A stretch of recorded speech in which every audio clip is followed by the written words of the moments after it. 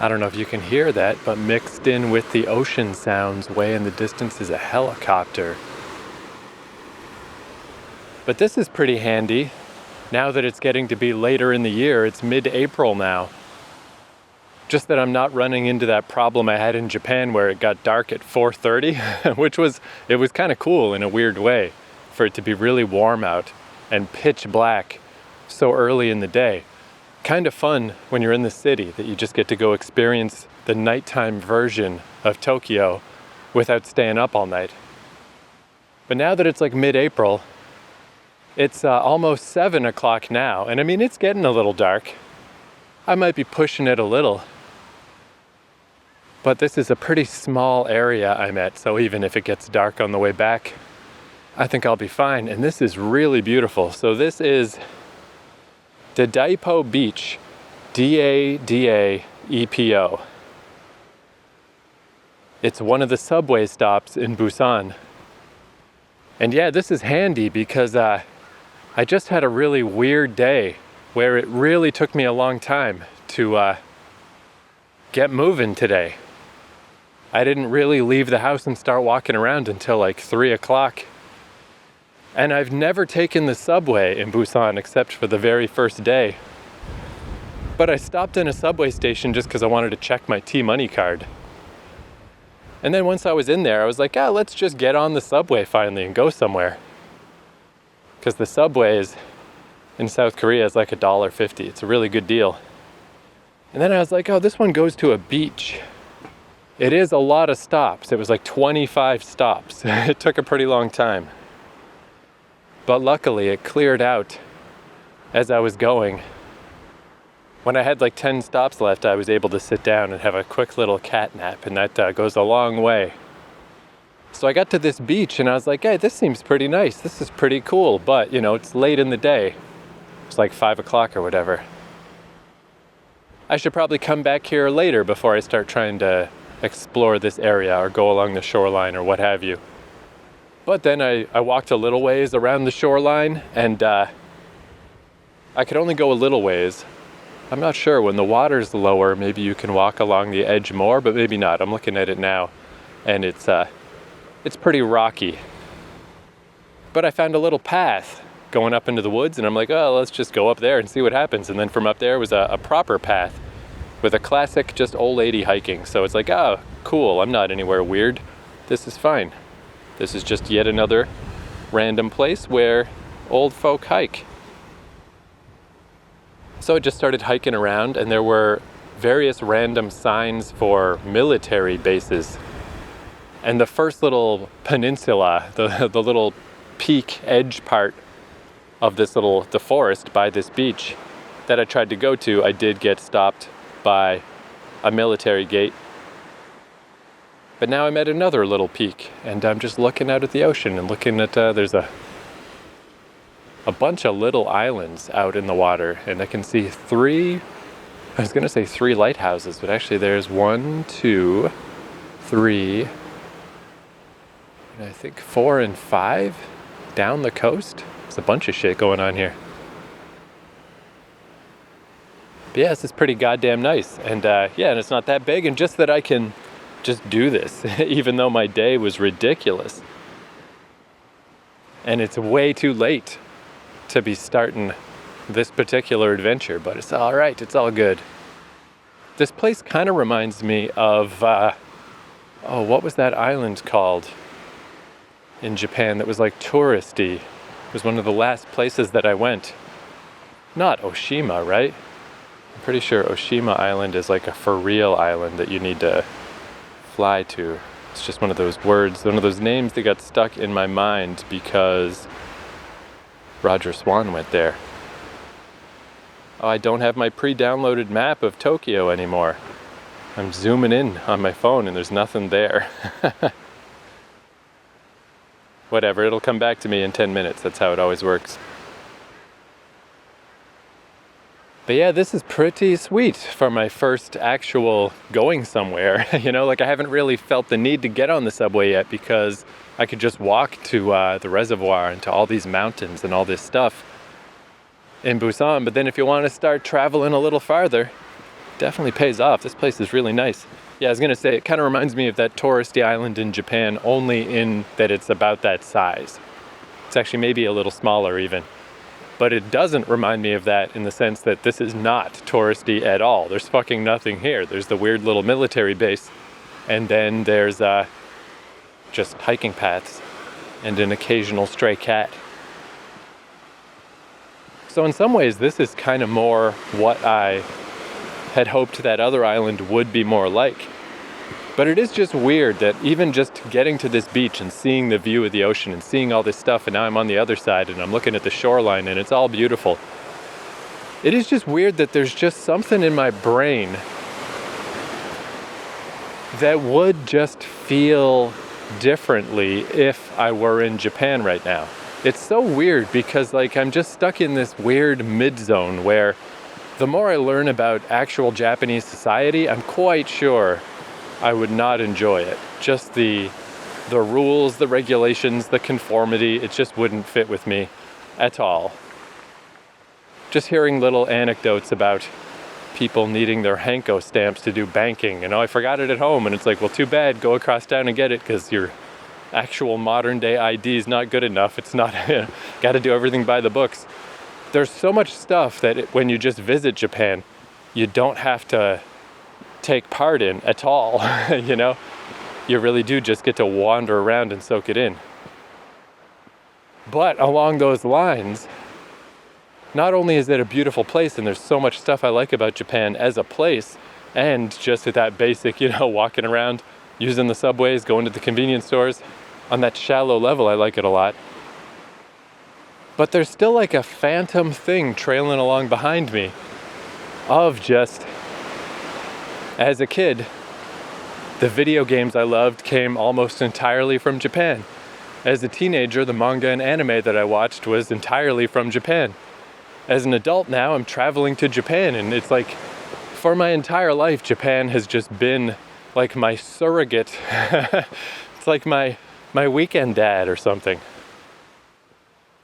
And it's just wormed its way into me in this weird way that it just feels important to, in my own weird, vague way, in my little shallow skipping a stone across the top of the pond kind of way, it seems important to try to unravel Japan a little bit. It seems valuable. It seems it's just this thread throughout my life. It's like how you can't make new old friends. You can't have cultural references, buried deep into your psyche from when you were a tiny child, unless you have them. And all I've got, really, Canada, America, Japan. There's an occasional, the Smurfs or some French stuff, because I have French-Canadian family and went to French school. There's little things from different nations here and there. But the sheer amount that Japan communicated with me is so crazy. It's huge. It's only comparable to North America. And North America has so much baggage.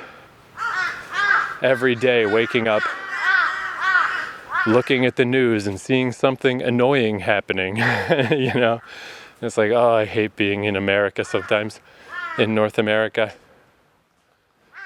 Where if I lived here, I'm sure I would open the news and I would see all the Asian countries doing annoying stuff. I'd feel worn out by this part of the world, but I didn't live here.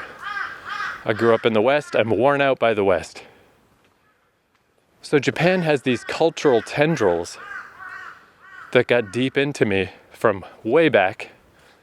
And then it just has this novelty of just, to be frank, I can just ignore so many parts of their society that I just am whatever, I'm just here to visit.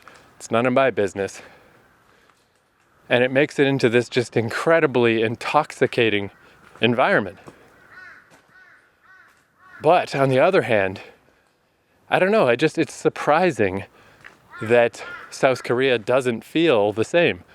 even when I'm at a place that feels the same. This particular rocky island right next to the sea, visually this could be Japan.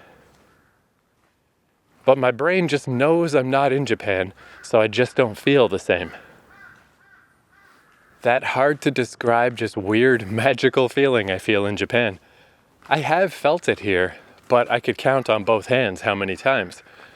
You know, I've been in South Korea like 3 months, and like maybe 10 times, I've had that little feeling of like, oh, this feels like Japan right now.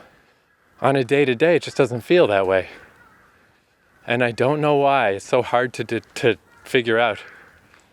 I think it is much more a trick of my own brain than anything about the place itself. Hey, kitty. But this is still pretty nice. And yeah, I think I'm on my way out now. Just in time. Sun is going down. But yeah, why I got going so late today, it's fucking weird. So I thought it was so magical, this place I'm at, this little share house in Busan, that I didn't expect to have my own washroom. And then when I discovered that the washroom had its own, like it was one of those washrooms that doubles as a shower room.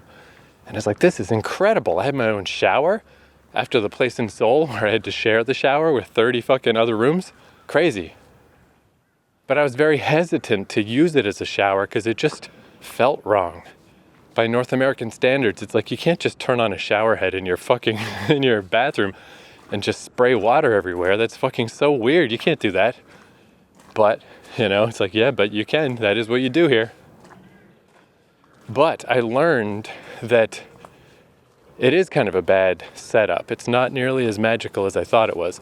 This is all going to be like pretty obvious stuff that I'm sure a lot of people just know, but this is just not a situation I ever ran into before, so I knew nothing about it. Just about mustiness and humid climates and having your washroom be right there, so near to your room.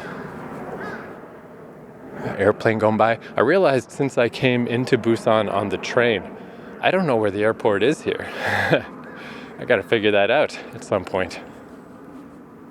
So these share houses, all three of them, the one in Seoul, the one in Jecheon, and the one here, it's all kind of a similar setup where, it's just hallways, rooms, and they have like windows above the doors in all these places, which I was watching a YouTube video about like old buildings, like what buildings used to look like in North America. Like milk doors. I actually knew a guy in Toronto who had an apartment that still had a milk door, which is just like a little door that leads to the outside of your house.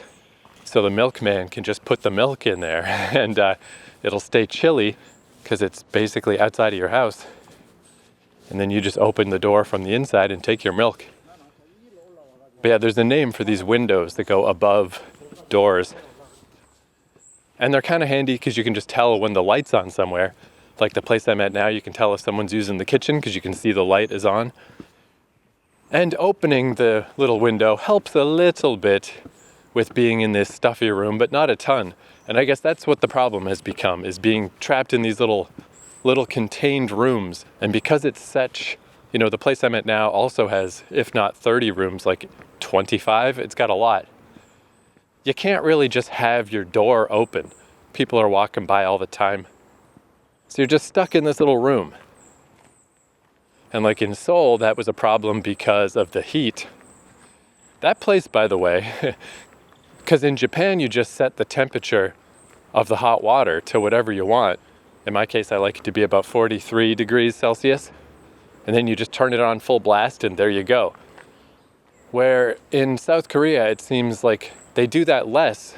The place in Jecheon did do that though. It was just set to a good temperature. And then the place here in Busan, it's set to 50 some. So you still have to jockey the cold water a little bit.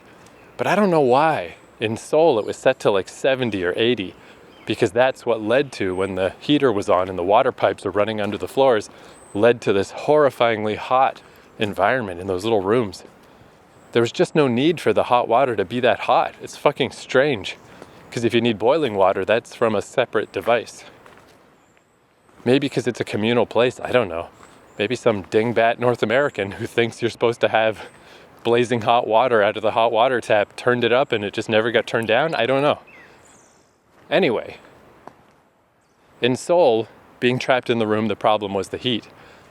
Here it turns out it's the humidity, because I just assumed after you take a shower and you're like, so I've just got my little room with a little desk and a bed, and then directly connected is this little shower room with a toilet in it as well. I just assumed so that the shower room would dry faster and wouldn't get mildewy or anything, that I should leave that door open. You know, there's a little fan that goes in there, but I just left that door open so it would dry quicker. But I guess what I didn't know was going to happen is that moisture's not going anywhere. It can only go into the room proper, and maybe there's that little opening above the door, but I also had that closed sometimes just so the light wouldn't come through. Now I've realized I should just keep it open all the time just so there's at least some opening. But yeah, I guess the moisture from the shower was just settling onto my bed, basically. There was just this weird musty smell, and I didn't know what it was, and I didn't know what to do. And then I realized that my blankets were kind of giving me a little tickle in my throat, kind of making me cough a little. And I was like, oh, I guess it's my blankets.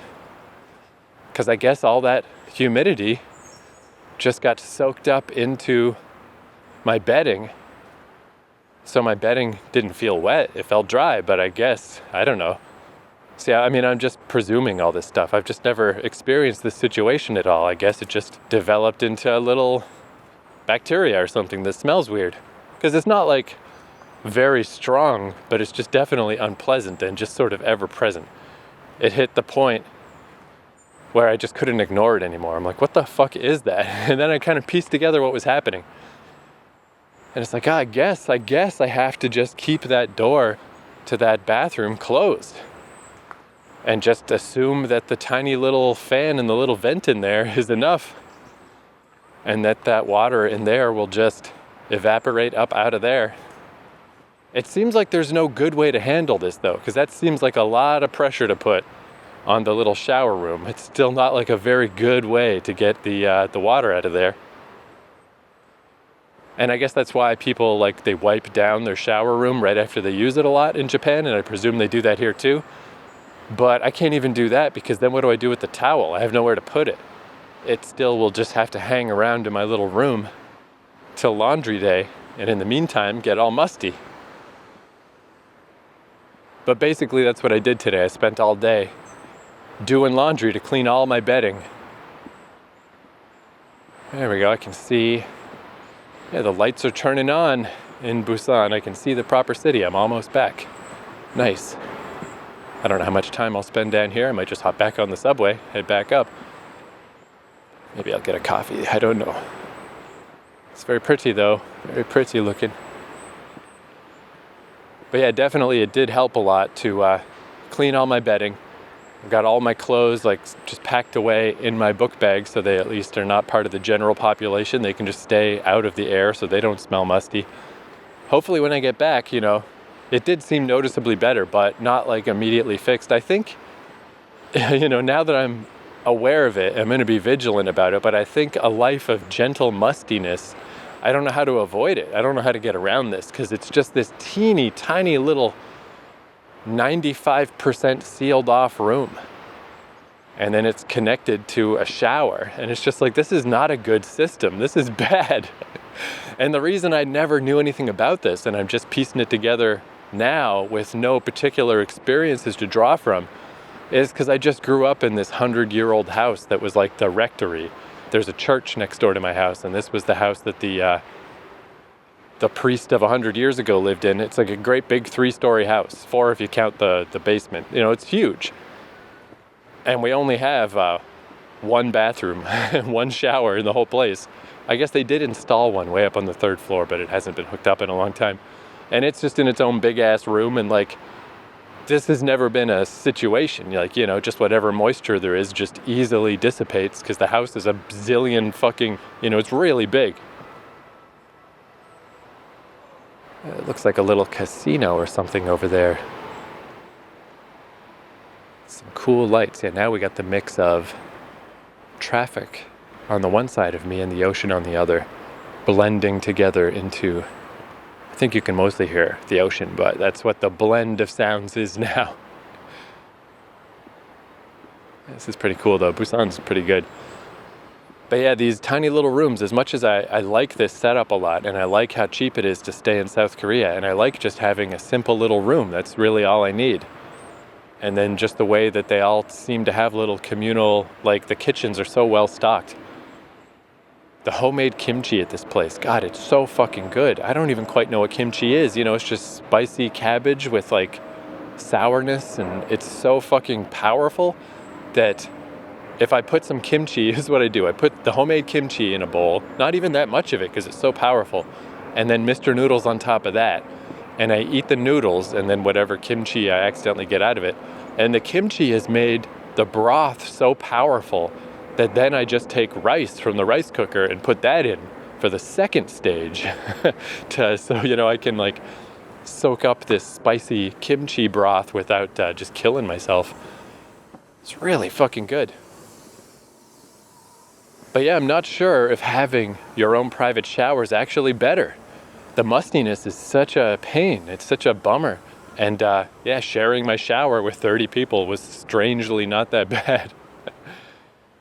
Strange thing. It seemed so good at first, like so perfect. Like, this is incredible. This is amazing. And now I'm realizing, like, no, this is actually a engineering nightmare.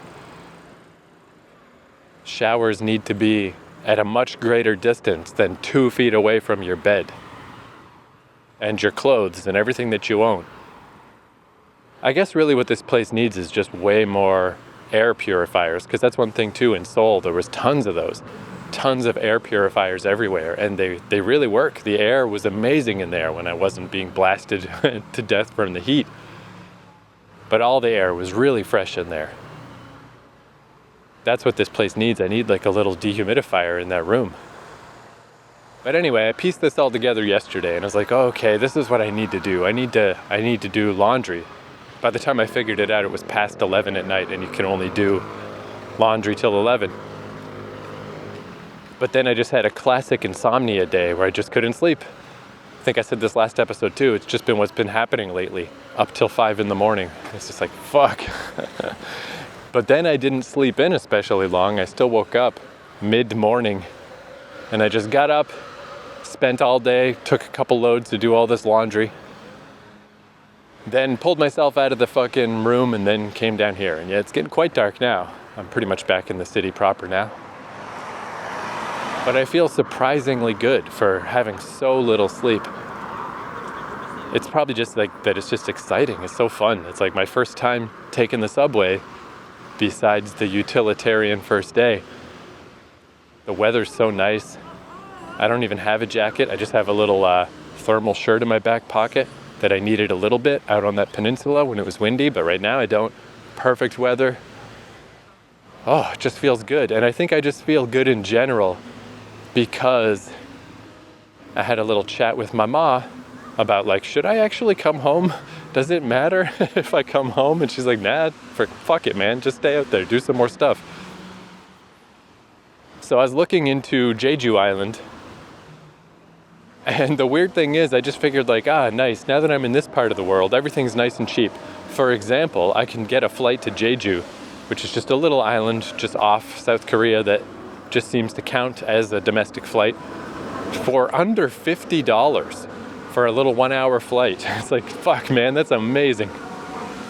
$50. But then if I try to leave from Jeju to go to like Taiwan, which I believe is the next step in the journey, it was weird trying to leave from Jeju. It's still only like $200 to get to Taiwan, but I would have to transfer through Singapore, a 21-hour flight, like a crazy 11-hour layover. Whereas if I leave from Busan, it's like a 2.5-hour flight for the same price. You just go straight there. So I was gonna stay in Busan, then go to Jeju, then go to Taiwan. But I think since it's only $50 to fly to Jeju, I got my 5 weeks already here in Busan. Then I think I'm just gonna go to Jeju for 5 or 6 weeks, then come back to Busan for my last 5 weeks or so on my South Korean visa, and then take off from here. So it's just like fun, just skipping around, bing, bing, bing. Anyway, I'm in some park now. It's, the lights are on now that it's getting especially dark. There's a lot of rabbit imagery in this park. But there's like a fountain light show with corny sounding adult contemporary music playing. So I'm gonna go over and take a look at this.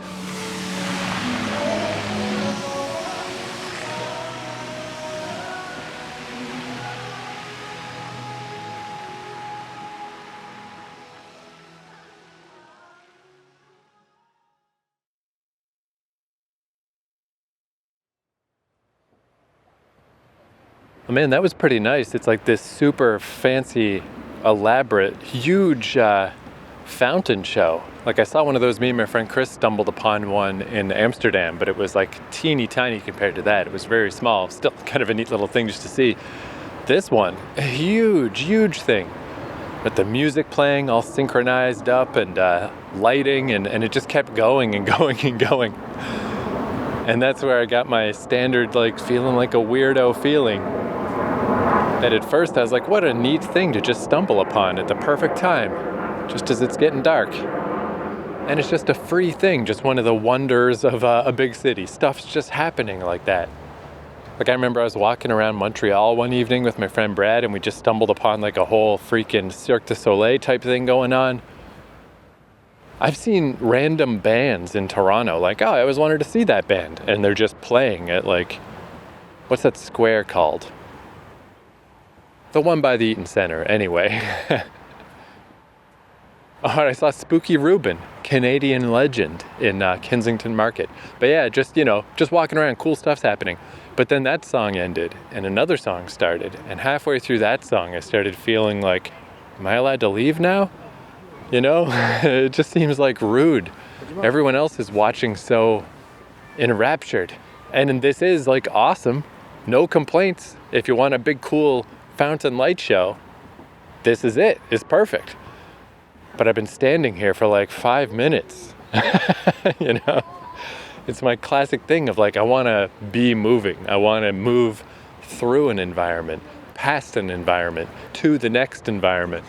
I don't want to just stand and stare. Nothing in the world is worth standing and staring at. Not a waterfall, not an amazing view.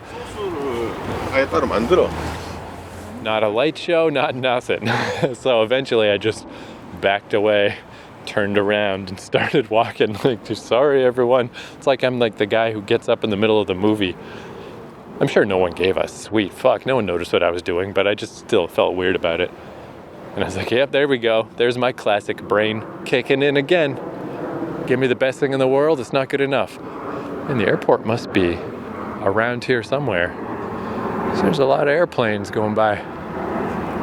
Anyway, it's for real dark now. It got dark real fast. What time is it anyway? 7:30.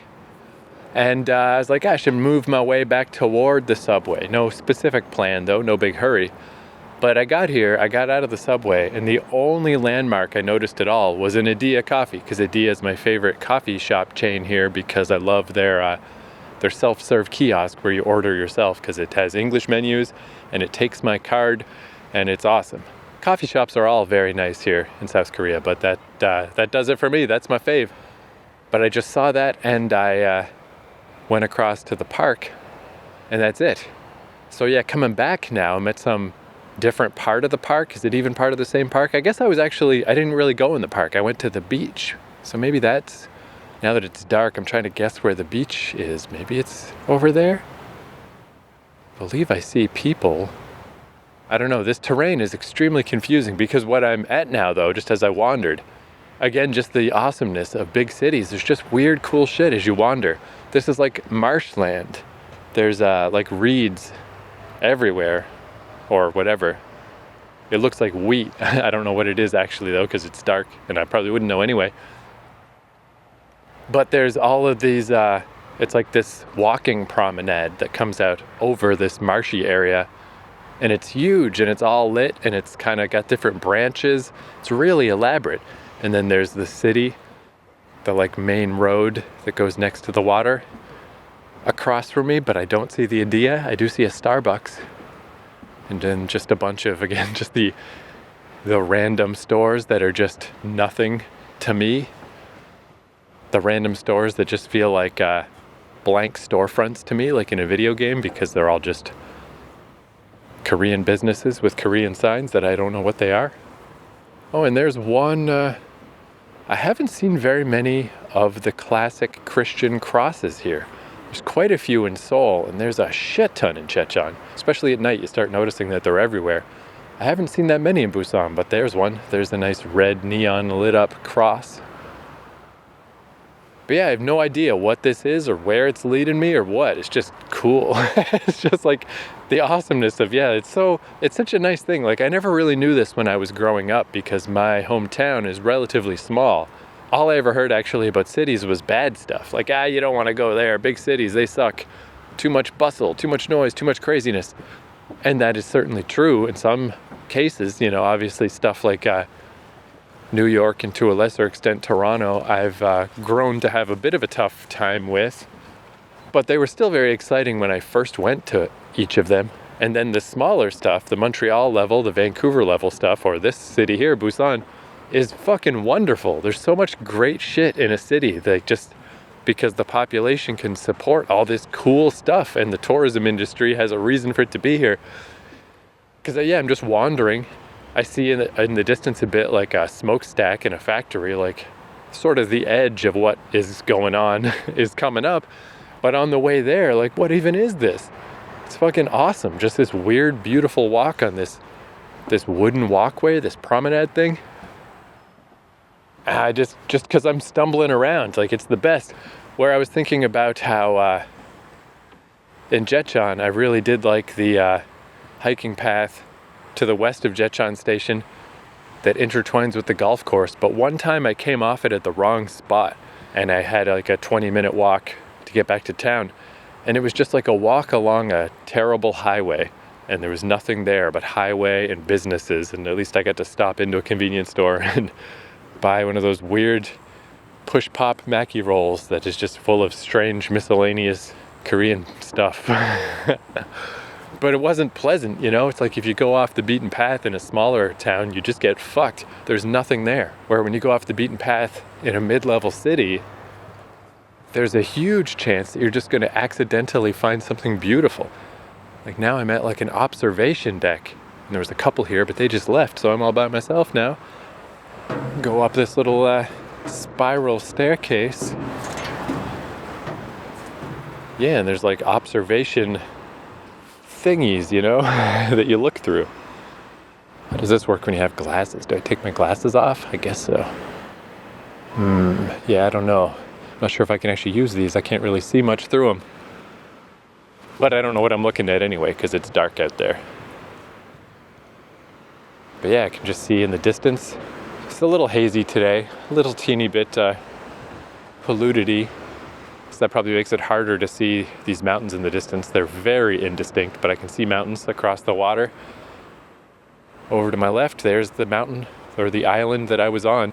That really does, yeah, from a distance now, really reminds me a lot of, I guess it reminds me at a distance of that place south of Yokohama, whose name has not quite come back to me. It was a very short name. It was really simple.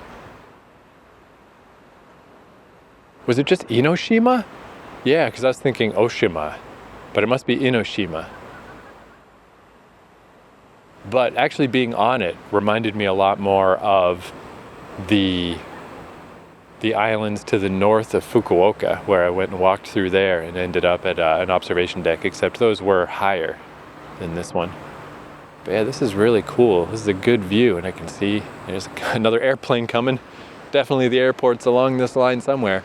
And then over to the other side, past that factory I was just saying, it does seem like it'd be tough to get over there because it just looks like road. It doesn't seem like it's inviting me to walk that way, but there's more stuff along the edge of the bay. Yeah, like I have a feeling even though I'm gonna end up spending quite a bit of time in Busan, especially if I do my little trick of spending my first 5 weeks here and then 5 or 6 weeks in Jeju and then back for the last 5 weeks here, it's gonna add up to quite a bit. But I get the feeling this is gonna be one of those cities that I probably won't have properly explored. Whereas Seoul, I mean, there's a ton of Seoul that I didn't see, but I didn't get the sense that I wanted to see it. Like, anytime I did go explore somewhere, like, oh, let me go to the ancient village that some people talk about. And it's like, yeah, it's really just this one street. It's kind of all right, but it's not that special.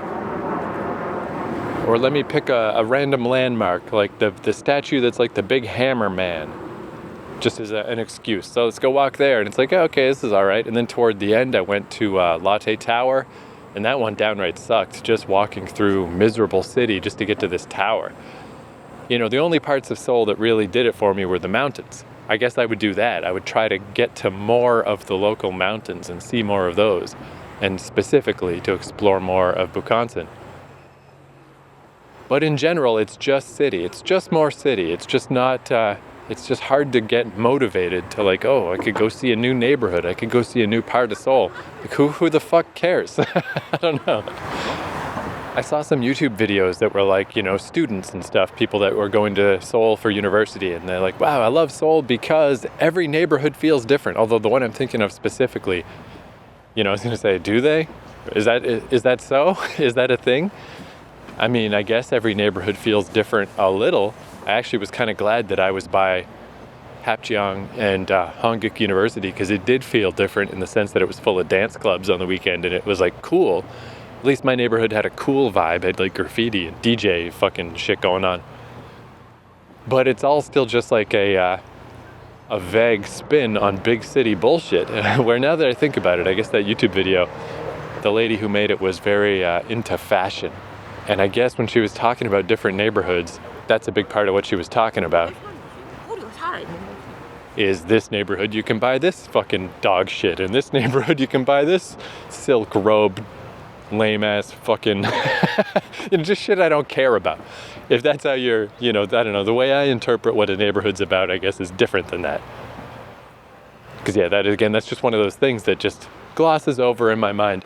I remember one time, like the girl I dated in New York, we went to this specific place. Where was that? It was like in Astoria, I think. And it was to buy hand-dyed material because she wanted to make curtains. Yeah, just all this stuff that I'm like, wow, what even is this neighborhood? What is this store? What are these items that we're buying? You know, it's all just so foreign to me. I was like, what even is all this? I guess, yeah, other people interpret neighborhoods in different ways. To me, all of that was a blank. Although, you know, we talk once in a while.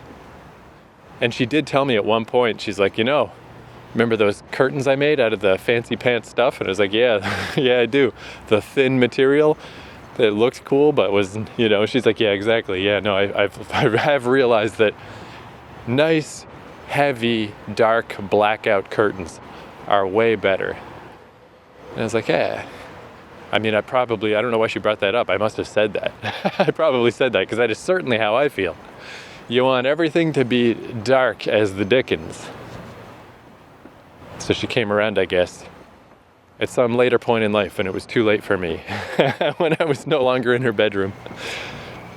That was one thing, though, these little tiny rooms in these share houses, that's one of the things I thought initially was great about them, is being internal to the building and not having windows, just like pitch black. And that's also why I closed the little window thing at the top of my door, which no doubt made the mustiness problem worse, because that was the only source of outside light coming through. Once I closed that, it was pitch black in there.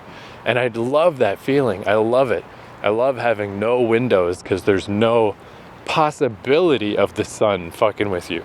You can just sleep in till like 2 p.m. and you don't even realize. It's just it's like, oh, amazing. I'm a bad sleeper, so I very much love the extreme darkness. But it turns out, yeah, on a longer timeline, it's not a good thing. It's not a good thing to be in a tiny little room with very little openings, very little ventilation. Even if I did just want to open my door and just leave it open all night, because I mean, I'm sure it would be fine. No, who cares? No one's gonna mess with me. But it would be semi-weird behavior, and the door, like, you can't just open it a crack. It would just swing open and just be like filling half of the hallway with my open door. And who knows? Maybe when I get back there, hopefully everything will just be not musty smelling now.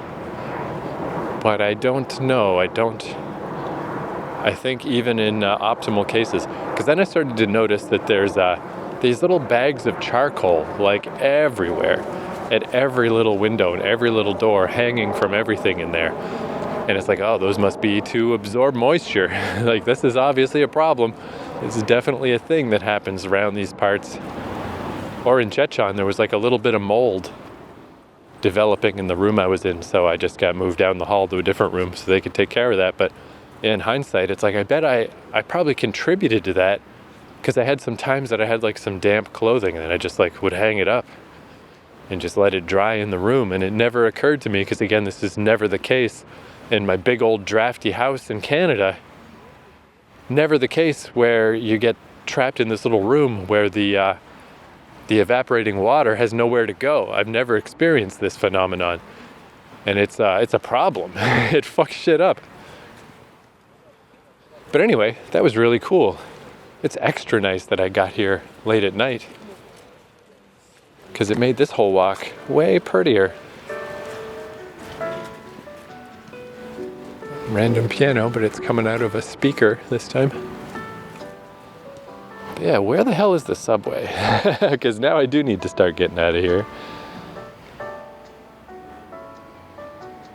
And I don't know where the subway is. I don't see it on my little map. Anyway, it must be around here somewhere. But thank you for joining me once again for a random wander. Turns out, heading down to the beach in Busan, it's kind of smaller than I expected. Like, I've kind of run aground quicker than I thought I would. I don't think you could just walk at length along the beach, but that was tough to do in Japan too. There were some pretty decent stretches, but a lot of it was just kind of weird empty zones or construction or just walking next to a highway. Like, it's kind of weird. Walking along the shore is not always that easy to do. Not ever that easy to do, actually. I can't think of any examples where that is easy to do, be it in a city or in nature. But yeah, even if this is not a place that I come back to 1,000,001 times, because I am sort of surprised how fast I used it up a little on this first visit. Kind of did see what there is to see, but it's still very nice. Definitely worth a gander if you're in Busan. Dadaepo Beach. Not bad. Yeah, it's weird where Google Maps is especially kind of rough. In South Korea, the programs other people use is Naver Maps and Kakao Maps. But I think you do need like an internet connection. I briefly tried them, but since I never have a dedicated internet connection, they didn't seem so good for me. But they apparently are better, because Google Maps, it's a little shaky. It's not good at giving directions, that's for sure. You try to get anywhere on foot, it's just like, I don't know. But yeah, I don't see the subway station at all. Sometimes you gotta zoom out just the right amount. And I've inadvertently walked back to the water show. So fuck it. I'll just go walk along the edge of the water show one more time. And yeah, I'll do what what my brain wants to do, which is not to stand still and watch it. Just keep walking. Just walk along the outside edge of it and gander at it. And I'm sure eventually I will either find a sign telling me where to go, or I'll see that Adia coffee and it will lead me to the promised land. But all right, let's finish off with the sound of the water show. Is it playing music this time? Maybe not. Maybe it's just water. Oh, there's the music. I hear it. Oh, that must be what that music was, playing from the speakers. Yeah, it's all tied into this.